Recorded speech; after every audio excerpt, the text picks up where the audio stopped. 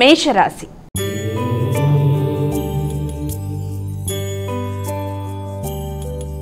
అమ్మ, మొదటి రాశి అయినటువంటి మేషరాశి వారికి ఈరోజు ఎలా ఉంది? మేషరాశి వారికి ఈ రోజున ప్రతి కార్యక్రమంలోనూ ఆచితూచి వ్యవహరిస్తూ ముందుకు వెళ్ళవలసిన ఆవశ్యకత ఒకటి కనబడుతుంది.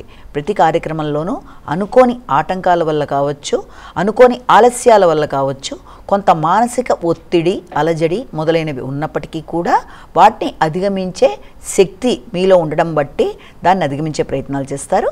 ఆరోగ్యరీత్యా తగిన జాగ్రత్తలు తీసుకుంటూ ముందుకు వెళ్ళవలసిన పరిస్థితులు అయితే ఒకటి మనకి కనబడుతున్నాయి. వృషభ రాశి.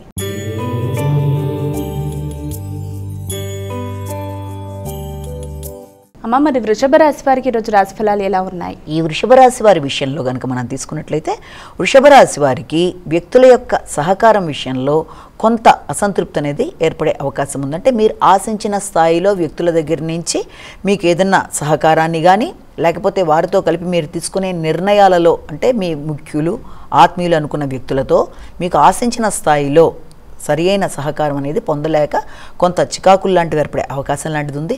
అలాగే ఇష్టపడిన వ్యక్తులు అంటే కుటుంబ సభ్యులు కావచ్చు, మీ ప్రియమైన వ్యక్తులు ఎవరితో అయినా, స్నేహితులు ఎవరితో అయినా సరే వారితో అనుకోని ఘర్షణలు, అనుకోని వాగ్వాదాలకు కూడా అవకాశం ఉన్న రీత్యా అపార్థాలకు, అనుకోని ఘర్షణలకు కొంతవరకు దూరంగా ఉండాలి. మిథున రాశి.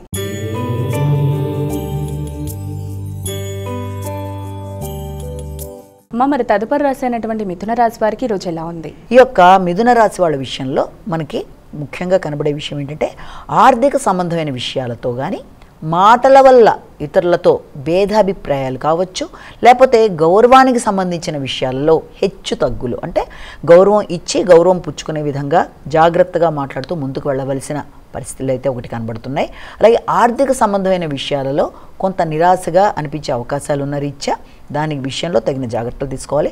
అలాగే కుటుంబ సభ్యులతో కుటుంబ వ్యవహారాలలో ముఖ్యంగా వాహనాలకు సంబంధించి కానీ, గృహానికి సంబంధించిన విషయాల్లో కానీ, గృహ వాతావరణానికి సంబంధించిన విషయాల్లో, స్థిరాస్తులకు సంబంధించిన విషయాల్లో కూడా దానికి సంబంధించిన ఆర్థిక సంబంధమైన విషయాలు కొంత మీకు ఘర్షణతో, ఒత్తిడితో కూడిన పరిస్థితులు లాంటివి క్రియేట్ చేసే అవకాశం ఉంది. కనుక వీలైనంత వరకు అలాంటి విషయాల్లో తగిన జాగ్రత్తలు తీసుకుంటూ తొందరగా నైరాస్యాల్లోకి వెళ్ళిపోకుండా జాగ్రత్తగా ఘర్షణని అధిగమించే విధంగా ఆలోచిస్తూ ముందుకు వెళ్ళడం మంచిది.